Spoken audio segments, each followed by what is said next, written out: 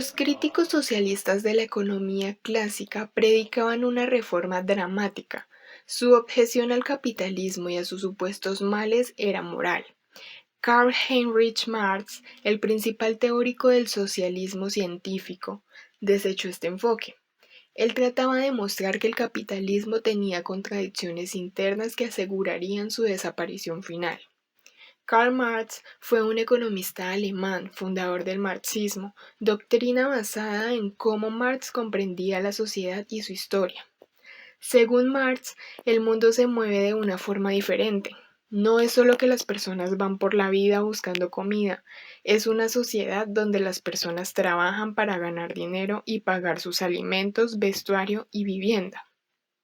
El problema es que las condiciones en que se trabajaba en aquella época no permitían a las personas realizarse, puesto que en el siglo XIX y con la industrialización nació una forma de esclavitud donde los trabajadores son obligados a largas jornadas laborales en ambientes oscuros y sucios. No se les permitía hablar entre sí, ni mucho menos pausar la producción a cambio de salarios tan bajos que no alcanzaban para cubrir las necesidades básicas. Es necesaria una teoría para explicar cómo los humanos habíamos desarrollado una forma de producción tan miserable, lo cual lleva al materialismo histórico. Marx estudia la historia fijándose en los aspectos materiales debido a su creencia de que una sociedad está determinada por su estructura económica. Además de la estructura económica, Marx percibe algo que denominó superestructura económica, que no es más que una ideología que quiere mantener el poder y ocultar las injusticias que se reflejan. Ahora, ¿por qué Marx dice que la religión apoya esta ideología? Según Marx, esto se da porque la religión intenta ocultar los problemas de la sociedad en la fe. Pretende que las personas crean que pasan necesidades porque así lo quiso Dios, porque así es su voluntad. Según Marx, se debe dar una conciencia de clases, donde los obreros se den cuenta que son la clase oprimida de la cual se están aprovechando los capitalistas y se deben unir y luchar. En una primera fase se debe desarrollar el socialismo. Esto hace referencia a que se deben socializar los medios de producción, en otras palabras, que las máquinas o instrumentos con los que fabricamos los productos deben pasar de manos de la burguesía a manos de los trabajadores. Con esto, la plusvalía recaerá sobre los trabajadores y no sobre los capitalistas. Es erróneo pensar que el socialismo quiere despojar de los bienes a las personas. Lo que pretende es socializar los medios de producción. Si una persona puede acumular capital por medio de su trabajo, esto estaría bien. El problema ocurre cuando se hacen ricos aprovechándose del trabajo de otros. Dice Marx, el rasgo distintivo del comunismo no es la abolición de la propiedad en general, sino la evolución de la propiedad burguesa. Algo más a tener en cuenta del comunismo que propone Marx es la eliminación de las clases sociales. De esta forma se elimina también al Estado como instrumento de opresión y se reconocería la igualdad de todos los seres humanos. Marx nació en Prusia, actual Alemania, en el seno de una familia judía y obtuvo el título de doctor en filosofía a los 23 años de edad. Pasado algún tiempo, Marx conoció a Engels y este se convirtió en el amigo más cercano y en su colaborador.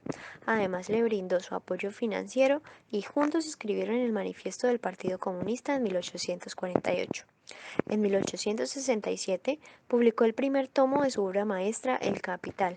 Después de la muerte de Marx, Engels editó sus manuscritos y publicó el tomo 2 y el 3 de su obra. Después de la muerte de Engels, los manuscritos restantes quedaron en manos del principal marxista de la época, Karl Kösti, quien publicó otros 3 tomos de los escritos de Marx bajo el título de Teorías de la plusvalía. En una carta a La Salle, Marx escribió: "El libro de Darwin es muy significativo y me agrada como una base científica natural para la lucha histórica de las clases". Además de Engels, varios otros intelectuales influyeron en Marx. Los principales entre ellos fueron Ricardo, los primeros socialistas, Darwin, Hegel y Feuerbach. Marx hizo el análisis donde encontramos que en cada época industrial los métodos prevalecientes o fuerzas de producción engendran una serie de relaciones de producción que los respaldan, pero las fuerzas materiales de la producción, como tecnología, tipos de capital, niveles de capacidad del trabajo, son dinámicas y varían. Para Marx, la historia es un proceso por el cual las relaciones estáticas de la producción a la larga llegan a estar en conflicto con las fuerzas estáticas de la producción. El conflicto revoluciona al sistema de modo que las nuevas relaciones de producción permiten el desarrollo más alto de las fuerzas de producción. El mecanismo para derrocar a las antiguas sociedades es la lucha de clases. El modo de producción en la vida material determina el carácter general de los procesos sociales, políticos y espirituales de la vida. No es la conciencia de los hombres lo que determina su existencia, sino por el contrario, su existencia social determina su conciencia. Marx contemplaba 6 etapas evolutivas. Primera, el comunismo primitivo, sin clases, sin explotación, sin lucha de clases.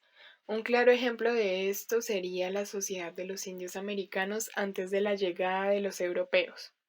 Segundo, la esclavitud de la antigüedad, como ocurrió entre los hebreos, egipcios, griegos y romanos. Tercero, el feudalismo.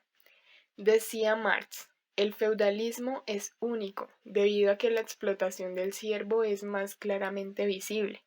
Bajo la esclavitud, los esclavos no parecen obtener nada a cambio de su trabajo, aun cuando sí reciben lo necesario para su subsistencia. Cuarto, el capitalismo. Marx le rendía tributo debido al mayor incremento de la productividad y la producción que desencadenaba. Sin embargo, sus postulados van en contra de esta etapa, puesto que él decía que el Estado se convierte en un instrumento de fuerza utilizado por los capitalistas contra los trabajadores. Quinto, el socialismo.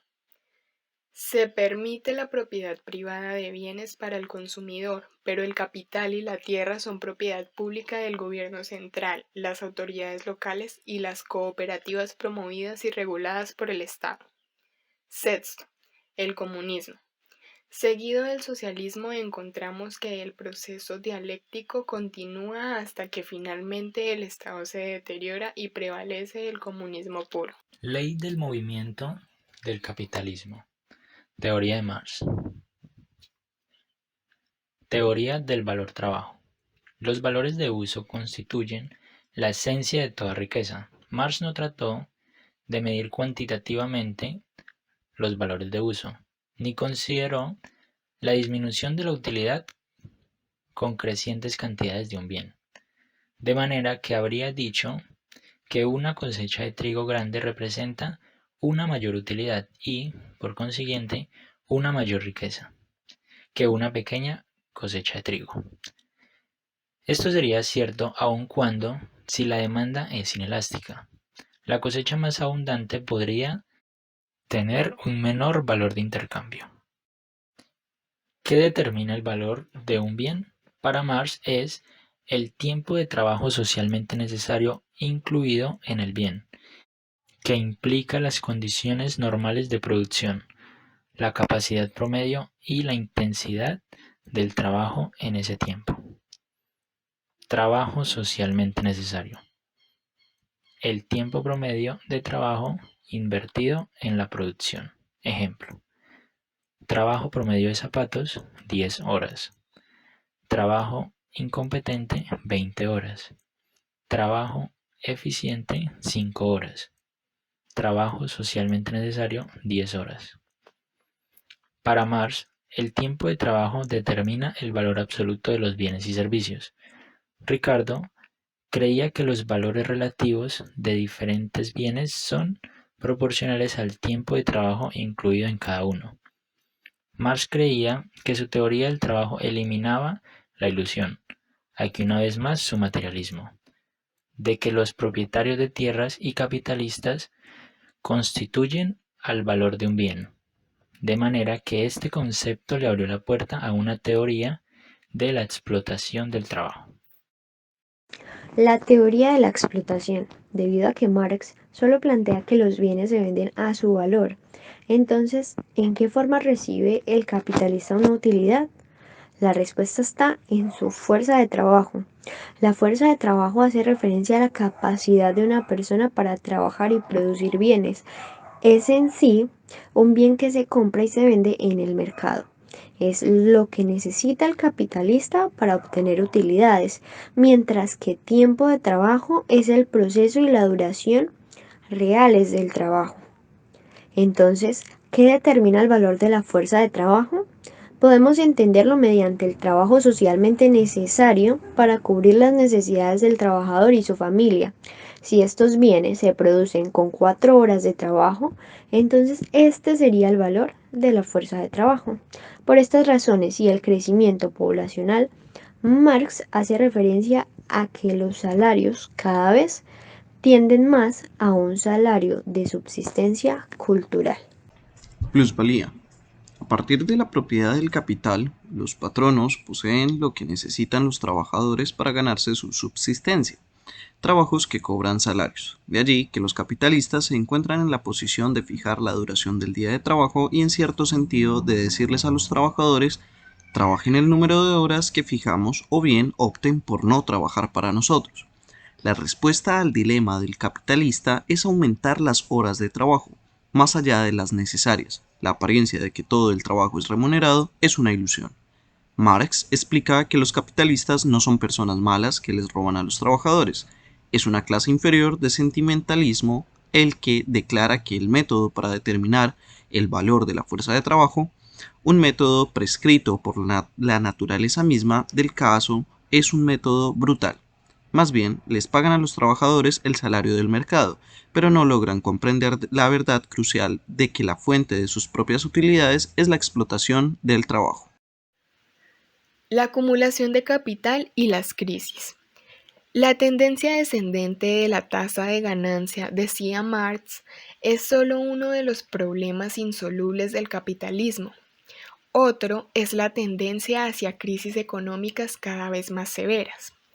Marx atacaba la ley de Say diciendo que en el mejor de los casos solo aplicaba a la producción de bienes simples. 2 puntos a tener en cuenta son: los artesanos comercian en el orden mercancía, dinero, mercancía. En otras palabras, venden y usan el dinero para comprar alimento. El segundo punto a tener en cuenta es: una producción capitalista en gran escala se da de la forma dinero, mercancía, dinero.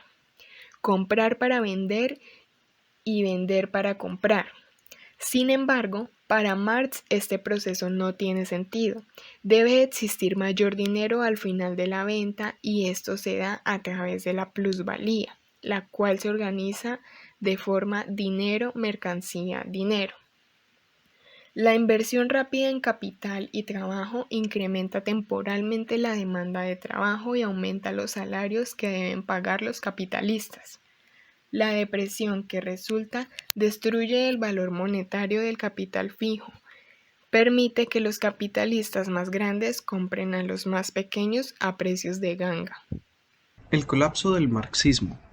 Marx predijo que el capitalismo sufriría un colapso debido a contradicciones internas y que sería reemplazado por el socialismo. Irónicamente, a finales de los años 1980 y principios de los años 90 tuvo lugar una serie de acontecimientos exactamente opuestos. Las dificultades internas en las naciones de Europa Oriental y la Unión Soviética causaron el colapso del socialismo marxista y dieron origen al naciente capitalismo. Este colapso del marxismo es uno de los acontecimientos verdaderamente notables del siglo XX.